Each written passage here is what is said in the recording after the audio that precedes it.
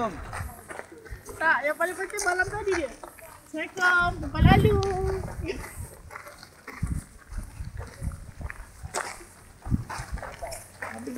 Wah, kenapa ni?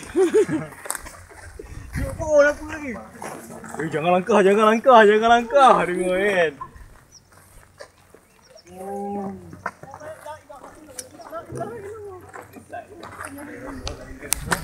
Tak jumpa balik. Tali putus macam mana ni? Daripada atas yang lipat ada poin akak tu ada semua tali putus kan. Tu yang dia. Dia buat pusing kat sini je. Tapi yang pelik dia tak lepas daripada pokok dia. Dia nampak kan pokok tu kan. Ada ni. Air ni kita berhenti kali kedua. Kali kedua berhenti. Nampaknya Ini kita jauh-jauh hutan bang. selama lembik dah weh. 2 kali berhenti 2 jam berhenti.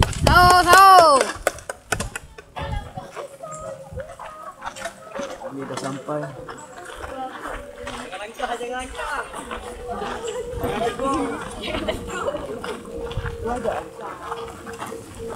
Beg berat.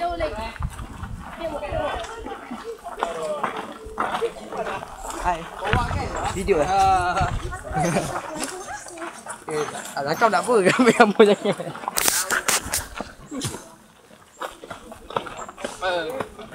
Sebelah.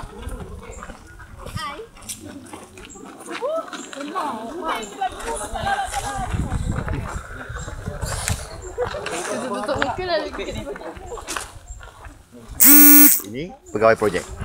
Ya, saya turut berjalan bukan saya naik kereta.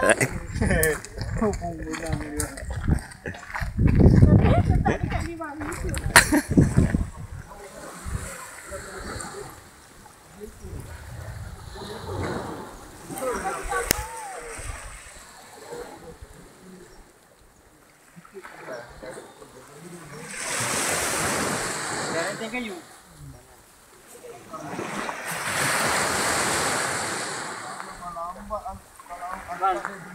Celok kan. Begitu Haikal siap buat. Haikal, kita kat mana sekarang?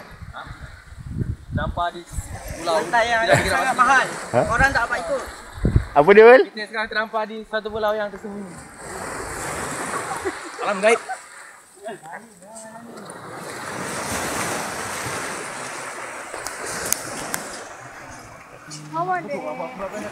أعوذ بالله السميع العليم من الشيطان الرجيم بسم الله الرحمن الرحيم الحمد لله رب العالمين حمدا للحامدين حمدا شاكرين حمدا يوافي نعمه يكافئ مزيده يا ربنا لك الحمد كما ينبغي لجلال وجهك الكريم وعظيم سلطانك.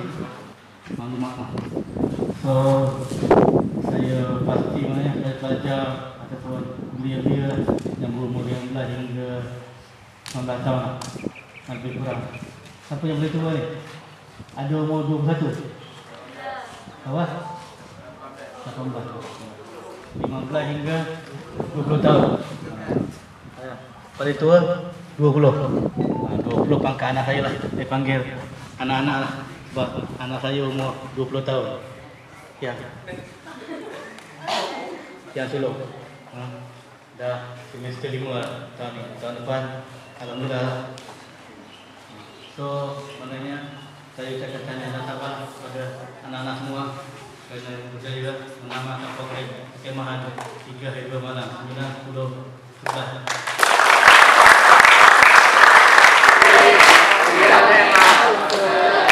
Dia memang hebat, hebat, hebat, hebat. Sekali lagi. Gempakan pada semua, gempakan pada dunia. Hey, dia memang awesome, dia memang hebat, hebat, hebat, hebat. Yang pertama dijemput wakil dari daerah Segamat.